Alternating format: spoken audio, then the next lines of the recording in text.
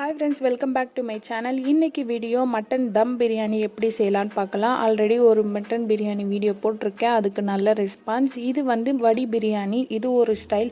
இது எப்படி செய்யலாம்னு டீட்டெயிலாக பார்க்கலாம். வாங்க வீடியோக்குள்ள. ஃபர்ஸ்ட் தேவையான பொருட்கள்லாம் பார்த்துடலாம். 4 பெரிய சைஸ் வெங்காயம், 3 தக்காளி, 4 பச்சை மிளகா, ஒரு வெங்காயம் பொடியை நறுக்கி வச்சுக்க, ரைத்தாக்கு, பச்சை மிளகா காரத்துக்கு ஏற்ற மாதிரி, இது காரம் கம்மின்றதுனால 4 மிளகாய் எடுத்திருக்கேன், கொத்தமல்லி ஒரு பிடி, புதினா ஒரு பிடி எடுத்திருக்கேன்.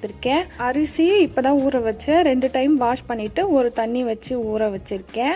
இந்த அளவுல 1.5 டம்ளர் எடுத்திருக்கேன். ஒரு 400 கிராமுக்கு அரிசி எடுத்திருக்கேன்.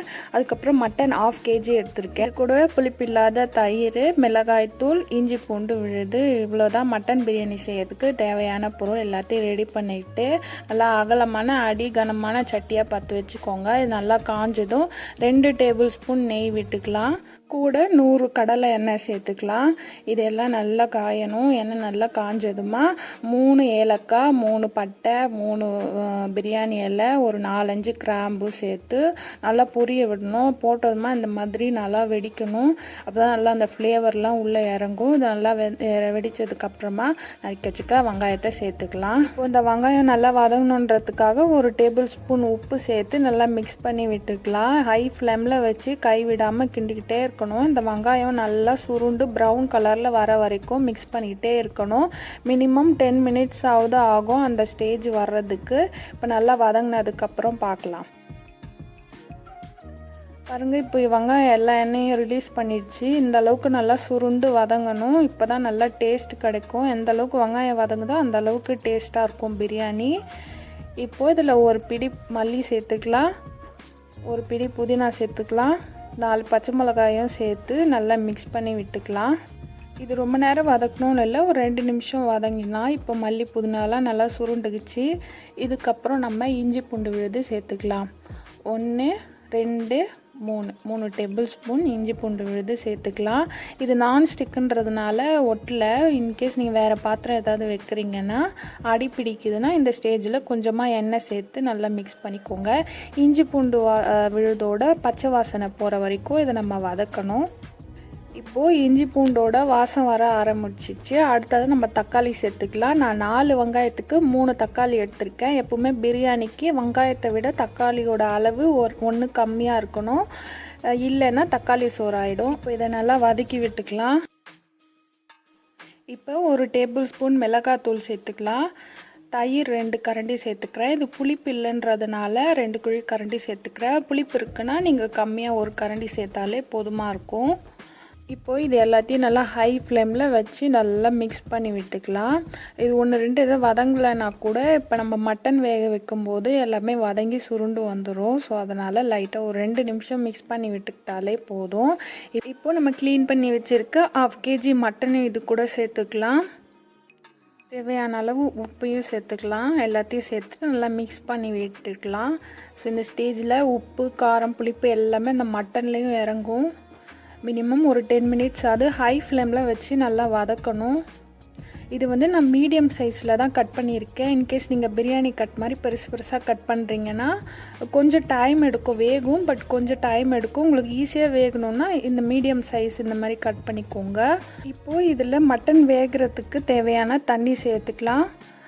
ஒரு 2 கிளாஸ் தண்ணி சேர்த்துக்கிறேன். நான் 1.5 கிளாஸ் அரிசி எடுத்திருந்தேன், அதுக்கு நான் 3 கிளாஸ் தண்ணி விட்டால் தான் கரெக்டாக இருக்கும். இதை வந்து நம்ம தம்மில் போட போகிறோம், அதுவும் இல்லாமல் சாதத்தை வடித்து தான் சேர்க்க போகிறோன்றதுனால நான் 2 டம்ளர் எடுத்திருக்கேன். இந்த ரைஸ் வந்து வடிக்காமல் சேர்க்க போகிறீங்கன்னா 3 டம்ளர் கரெக்டான அளவாக இருக்கும்.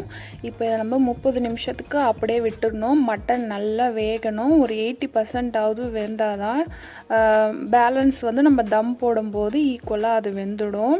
ஸோ இடையிலே ஒரு டைம் நம்ம வந்து மிக்ஸ் பண்ணி விட்டுக்கலாம். அடுத்ததாக நம்ம ரைஸ் பாயில் பண்ணிக்கலாம். ஒரு சைடு நான் மட்டன் வேக வச்சுருக்கேன், இன்னொரு சைடு ரைஸ் வேக வைக்க போகிறேன். இதில் நம்ம கொதிக்க வைக்கிற தண்ணியில் ஒரு டேபிள் ஸ்பூன் உப்பு சேர்த்துக்கலாம். இது கூட நீங்கள் ஏதாவது ஸ்பைசஸ் சேர்க்கனாலும் சேர்த்துக்கலாம், பட் நான் வந்து ப்ளைனாக தான் செய்ய போகிறேன். இது கூட நல்லா வந்து தண்ணி கொதிக்கணும், நல்லா முட்டையாக வரணும் தண்ணியில். அந்த ஸ்டேஜில் தான் நம்ம ரைஸ் போடணும், முன்னாடியே போட்டுறக்கூடாது. ஸோ தண்ணி இப்போ நல்லா கொதிக்க ஆரம்பிச்சிச்சு. இப்போ நம்ம ஊற வச்ச அரிசி இது கூட சேர்த்துக்கலாம்.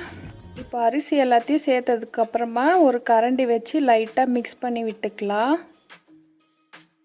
இது போட்டதுக்கு அப்புறமா ஒரு 10 மினிட்ஸ்லேயே அரிசி எல்லாமே நல்லா பெருசு பெருசாக வந்துவிடும். இதை பார்க்கக்குள்ளே நமக்கு தெரியும் எந்த அளவுக்கு ரொம்ப வெந்திருக்கா. இல்லை நம்ம ஒரு 5 நிமிஷம் எக்ஸ்ட்ரா வச்சோம் அப்படின்னா கூட இது சட்டுன்னு வெந்துடும், குழஞ்சி போயிடும். ஸோ அதனால் பக்குவமாக பார்த்து நம்ம எடுத்துக்கணும். ஸோ இந்த ரைஸ் எடுத்தோம் அப்படின்னா நல்லா இது போல் உடையணும். அந்த அளவுக்கு வந்தாலே போதும். 70% வந்து வெந்திருக்கு அப்படின்னு சொல்லிட்டு. ஸோ இதை வந்து நான் அப்படியே சாதம் வடிக்கிறது போலே வடிச்சுக்க. இதை வடித்ததுக்கப்புறமா அப்படியே ஓப்பன் பண்ணி ஆற வச்சுக்கலாம். அடுத்ததாக ரைத்தாக்கு ஆனியன், தயிர், உப்பு, கொத்தமல்லி இது எல்லாத்தையும் சேர்த்து மிக்ஸ் பண்ணி வச்சுக்கலாம். ஸோ மட்டன் வேகிற கேப்பில் நம்ம இந்த மாதிரி ஒர்க்கெல்லாம் பண்ணி வச்சுக்கிட்டோன்னா ஈஸியாக இருக்கும். ஸோ மட்டன் என்ன நிலைமைன்னு பார்க்கலாம். கிட்டத்தட்ட ஒரு 30 நிமிஷத்துக்கு மேலேயே ஆயிடுச்சு. ஸோ மட்டன் வந்து நல்லா சுருண்டு வந்துடுச்சு, கிரேவியும் நல்லா கொதித்து எண்ணெய்லாம் பிரிஞ்சு வந்துடுச்சு. ஸோ இந்த மாதிரி கன்சிஸ்டன்சி இருந்துச்சுன்னா நம்ம ரைஸ் போடுறதுக்கு ரெடியாக இருக்குதுன்னு அர்த்தம்.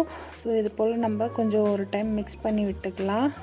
இப்போது ரைஸ் போடுறதுக்கு முன்னாடி மேலே இது போல் இருக்கிற எண்ணெய் எல்லாம் கொஞ்சம் எடுத்து வச்சுக்கலாம். ஸோ ரைஸ் போட்டதுக்கு அப்புறமா அது மேலே ஒரு லேயர் மாதிரி இதை நம்ம ஊற்றி விட்டோம் அப்படின்னாக்கா மேலே இருக்கிற ரைஸ் எல்லாம் வந்து ட்ரை ஆகாது. ஸோ இதில் இருக்கிற தண்ணியிலே வந்து ரைஸ் வெந்துடும். எக்ஸ்ட்ரா நம்ம தண்ணி எதுவுமே ஊற்ற போகிறதில்ல, இதிலே நம்ம வேக வச்சு எடுத்துடலாம். அடுத்ததாக இப்போ ஆல்ரெடி ஒரு 10 மினிட்ஸ் வேக வச்சு எடுத்தோம் இல்லையா, அந்த ரைஸை போட்டுக்கலாம். இந்த ரைஸ் வந்து ரொம்பவும் ஆற வச்சிடக்கூடாது, ஓரளவுக்கு ஹீட் இருந்துகிட்டே இருக்கணும். அப்போ தான் வந்து பூ போல் நல்லா வெந்து வரும். இல்லைன்னா எல்லா ரைஸுமே வந்து விரைச்சிக்கும்.